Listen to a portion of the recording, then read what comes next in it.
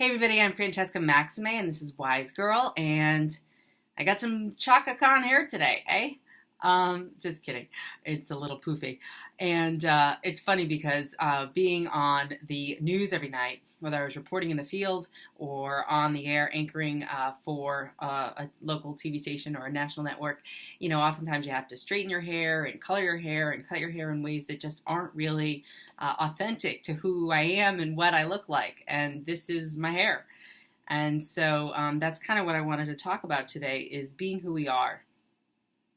And what does that look like? And how do we allow ourselves to even begin to find out who we are? Because clearly who we are is someone that we want to befriend and get to know and experience.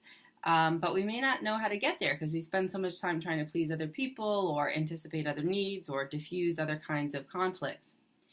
One of the ways that we can think about being who we are is if we recall a positive experience that we've had, where we might be in a very good, relaxed state. And it might be from our childhood, more of a transformational experience, like maybe if your grandparents used to sing to you, or maybe it was sitting on the dock at the beach or at the lake, and you could just sort of take in the natural beauty around you. Or maybe it was when you and your friends got together and you played soccer in the backyard, and things were just really carefree and fun and easy, and life wasn't so filled with questions. You could really just sort of rest in the state of being you. So if you can pick like a moment like that and think of sort of how good it felt to be there, you can always recall that to kind of tap into when you want to say, here's a chance, here's a place where I could sort of insert this memory when I'm having a hard time today in the present moment, and say, but remember, you're more than just this hard time that you're having right now.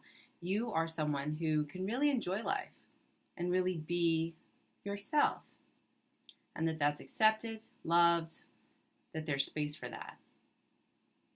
So even if your boss wants you to be a certain way, or you got to do certain things for work or your family that you're not in love with doing, that there's a deeper part of you that knows that you're not just limited to the circumstances that surround you and that you find yourself in the moment if they're challenging, that there's a lot more to you than just that. So part of that is being authentic. Being authentic is one of those words we hear bandied about, kind of like mindfulness a lot now, that resonates with people, right? Are people truly authentic, or do they have a hidden agenda?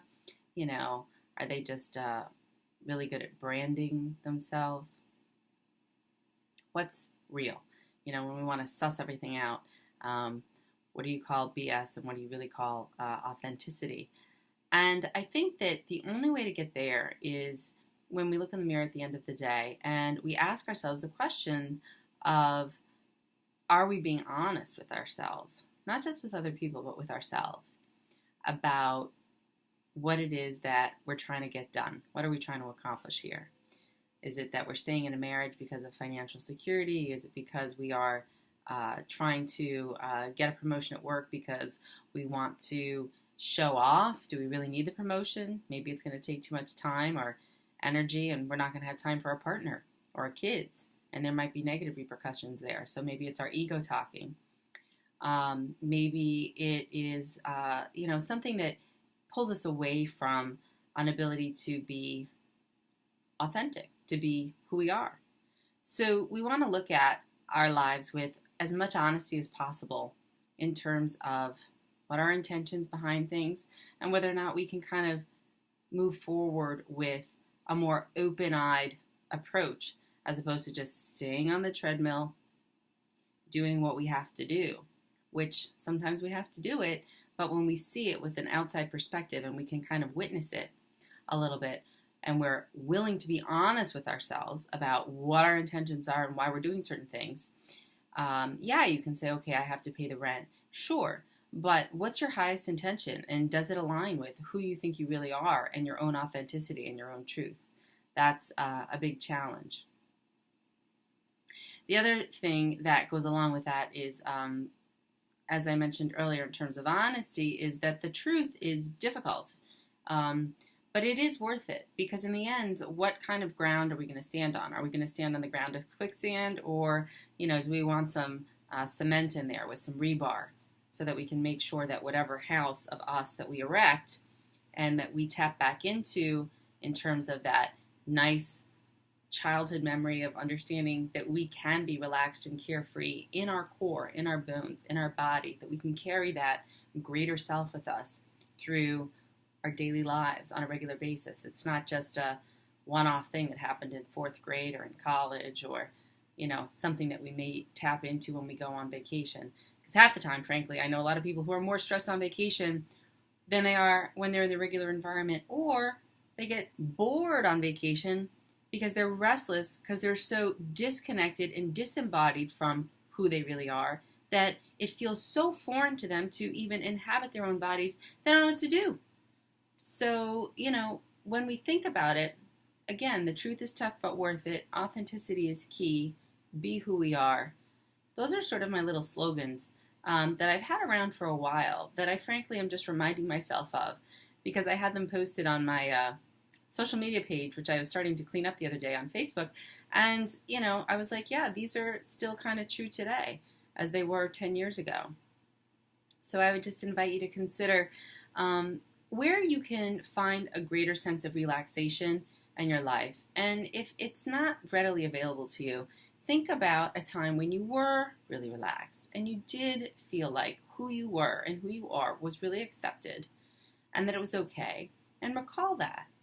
And remember that that is within you at any given point in time, that you can tap into on your day-to-day basis, and your moment-to-moment basis, or when you go away on vacation and you want to go just be quiet on the beach or take a hike or do something that you find that you enjoy.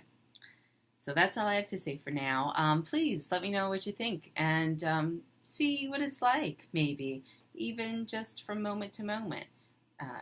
Just accept a little bit more of your actual natural state. Because if there's anything there that you want to change, improve, or tweak in the new year, it starts with just recognizing that we can change once we accept exactly where we are right now, and that who we are is deeper than any circumstance or situation that we are in. And it's all about that goodness that we can call up with that memory that I would suspect that most of us have. All right, take care.